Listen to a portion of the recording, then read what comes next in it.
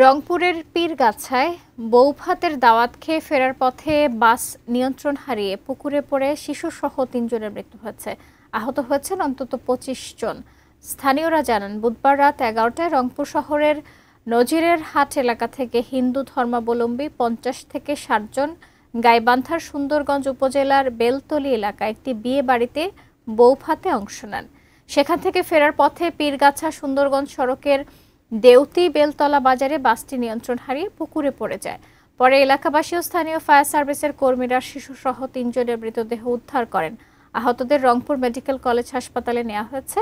নিহতদের নাম পরিচয় জানা যায়নি।